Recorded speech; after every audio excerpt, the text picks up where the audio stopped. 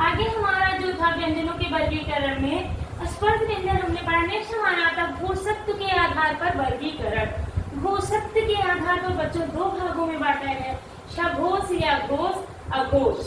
तो सघोष में क्या होता है, वर्ग का तीसरा, चौथा और पांचवा प्लस अंतस्थ व्यंजन। अभी हमने आपको अंतस्थ व्यंजन और उस व्यंजन नहीं बताया है, अभी आगे मैं बताती हूँ। अंतस्थ व्यंजन में या लावा आएगा और सभी स्वर प्लस जब आप सघोष पढ़ेंगे बच्चों, इसमें ऊष्म व्यंजन का एक वर्ड आएगा जो कि हा है। इसको विशेष ध्यान रखिएगा क्योंकि एग्जाम में पूछ लेता है कि हा कितने आता है। क्योंकि ये ऊष्म व्यंजन में आता है लेकिन इसे हम घोष में सम्मिलित कर लिया गया है, इसलिए इसको हा को विशेष रूप से आप लोग ध्यान रखिएगा। वर्ग का तीसरा, चौथा, पांचवा प्लस अंतस्थ व्यंजन यारा लावा प्लस ऊष्म व्यंजन हा, देन और सभी स्वर आपके आएंगे। देन बात करते हैं हम अघोष की।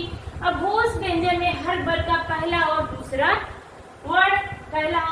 वर्ड, देन ऊष्म व्यंजन शाखा शा। देन बात हम करते हैं प्राणत्व के आधार पर वर्गीकरण। मुझे उम्मीद है कि घोषत्व के आधार पर आप लोगों को अच्छे से समझ में आया होगा और ये बहुत ही इम्पोर्टेंट है एग्जाम पॉइंट ऑफ व्यू से, क्योंकि एग्जाम में ज्यादातर घोष सघोष वर्ड बहुत पूछे जाते हैं, उसमें खासकर हर अक्सर पूछ लिया जाता है, इसलिए मैं स्पेशल इसको इंडिकेट कर रही हूँ आपको। देन प्राणत्व के आधार पर बच्चों होता है अल्प प्राण और महाप्राण। तो पूछ लेता है अल्प प्राण में कौन कौन से अक्षर आते हैं, कभी कभी सारे अक्षर दे देता है तो उसमें से पहचान करना होता है। तो सबसे पहले 1, 3, 4, 5 135 अंतर अल्प के लिए आप 135 याद रखिए एक ट्रिक। इसमें 135 अंतस्थ व्यंजन, अंतस्थ में क्या आ जाएगा आपका यारा लावा आपका अंतस्थ व्यंजन में 4 वर्ड आते हैं प्लस सभी स्वर आ जाएंगे। अल्प प्राण में आपके 135 अंतस्थ व्यंजन और सभी स्वर आ जाएंगे। फिर बात हम करते हैं महाप्राण की। महाप्राण में आपका हर वर्ग का दूसरा और चौथा अक्षर आएगा, दूसरा और चौथा अक्षर आएगा, जैसे दूसरे में खा और घा आएगा। फिर ऊष्म व्यंजन में सा खा सा खा, ये आपके ऊष्म व्यंजन महाप्राण में ये आपके सारे आएंगे। तो प्राणत्व के आधार पे भी समझ में आया होगा। अब आगे हम बात करते हैं बच्चों अंतस्थ व्यंजन की। तो नेक्स्ट हमारा आता है बच्चों अंतस्थ व्यंजन। अंतस्थ व्यंजन में कौन कौन से आपके वर्ड आते हैं, या रा ला वा। अब इन या रा ला वा में हम देखते हैं क्या क्या होता है। तो जब अंतस्थ व्यंजन की बात करेंगे, पूछेगा अंतस्थ व्यंजन में कौन कौन से आपके वर्ड आते हैं, तो या रा ला वा। देन या और वा आपके क्या है, अर्ध स्वर है। कभी कभी पूछ लेता है पूर्ण स्वर, अर्ध स्वर, मात्रिक स्वर, यही पूछेगा। जैसे दे देगा या वा या मा रा, इसमें पूछ लेगा अर्ध स्वर कौन है, या तो या देगा या तो वह देगा, फिर और कई वर्ग का अक्षर इसमें डाल देगा। तो ये ध्यान रखिएगा बच्चों, या वा आपका क्या है, अर्ध स्वर है। मैंने अभी पढ़ाया भी था पिछले वीडियो में, वकार दंतोष्ठा, इसी में वकार से आता है, कभी कभी दंतोष्ठ में भी उसको पूछ लेता है, इसलिए वहाँ वैसे मैंने लिखवाया था। या और वा को अर्ध स्वर में गिना जाता है। देन आपका आता है लुंठित, पूछ लेता है रा किस में आता है, तो लुंठित में, और ला आपका पार्थिविक में।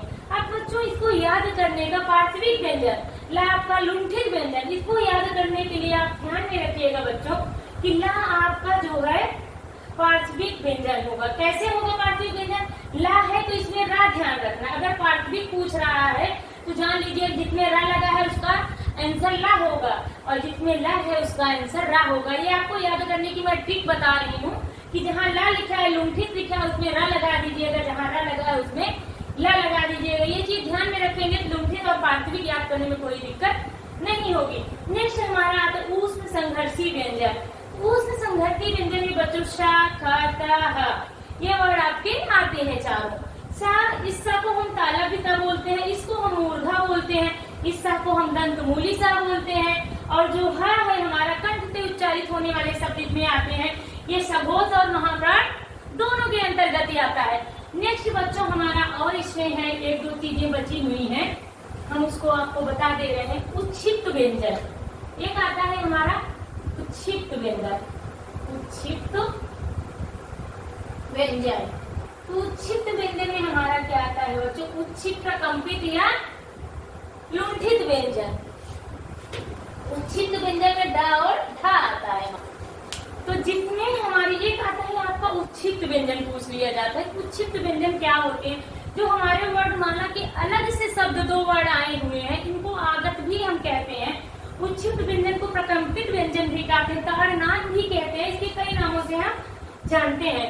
तो जो वर्णमाला में अलग से आए हुए ड और ढ, ये आपके आते हैं उच्छिष्ट व्यंजन के अंतर्गत। सबसे बड़ी बात है बच्चों, ड और ढ को अल्प प्राण और महाप्राण में पूछ लेता है, तो आप ध्यान रखिएगा कि जब ड को पूछेगा तो आप इसको अल्प प्राण में रखेंगे और जब ढ पूछेगा तो महाप्राण में रखें। ड और ढ, इसके डिफिनेशन में कह सकते हैं कि जब जिह्वा की नोक बहुत झटके से नीचे गिरे, जब किसी वर्ण का उच्चारण करने में जिह्वा की नोक झटके से नीचे गिरे तो उसे हम उच्छिष्ट व्यंजन कहते हैं। जैसे ड ढ, जिह्वा की नोक जो है आपकी झटके से नीचे गिर रही है, इसे हम उच्छिष्ट व्यंजन कहते हैं, जिसमें आता है ड आपका अल्प प्राण और ढ आपका महाप्राण। एक और आता है, उसको हम अयोगवाह बोलते हैं बच्चों, अयोगवाह। इसको भी आप लोग जान जाइए कि अयोगवाह क्या होता है।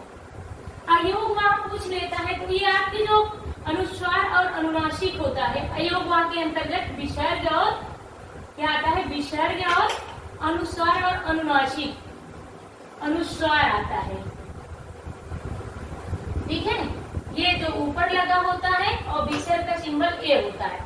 तो अयोगवाह में संस्कृत में तो 4 होते हैं, लेकिन हिंदी में आपके अयोगवाह मूल रूप से विसर्ग और अनुस्वार ही होते हैं। उम्मीद है कि वर्णमाला ये व्यंजन आपको बहुत अच्छे से समझ में आया होगा।